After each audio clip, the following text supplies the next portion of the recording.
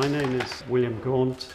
Today we'll be talking about the Dobby Loom, which was a very important technical revolution. I'm talking from Sunnybank Mills in Farsley on the outskirts of Leeds.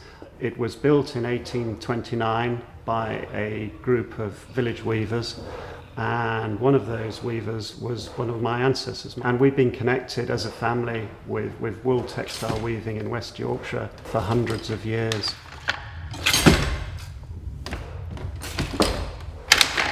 The Dobby Loom is one of the more common types of loom and used throughout the world. And I actually learnt to weave on a Dobby Loom when I was a student in the 1980s at the University of Leeds. And in fact, it was on one of these very looms that I learnt to weave.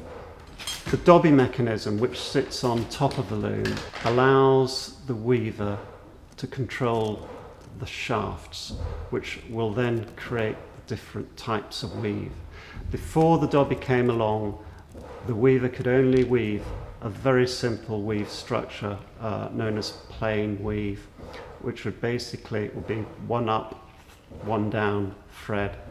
But when the Dobby came, that allowed them to lift 2 threads up at a time, 4, any number, and through the various different combinations, the weavers be able to create a myriad of different weaves and not be restricted to the simple plain weave fabric.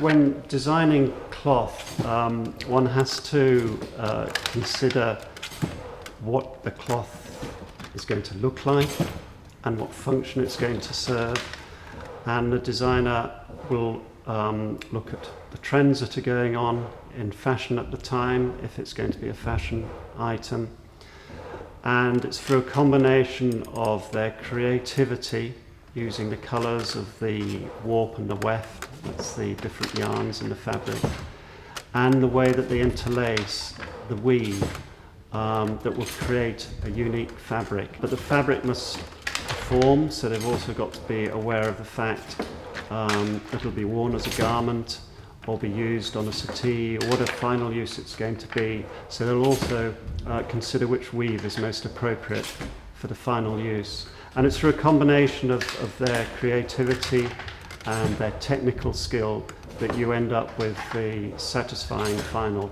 design.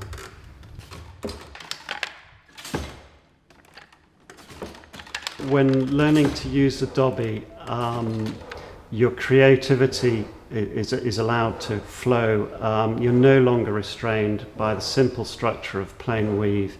You can try a myriad of different weave structures, twills, cords, barrowfears, herringbones, the list goes on and on. It really does open up a completely different world when you can use a Dobby.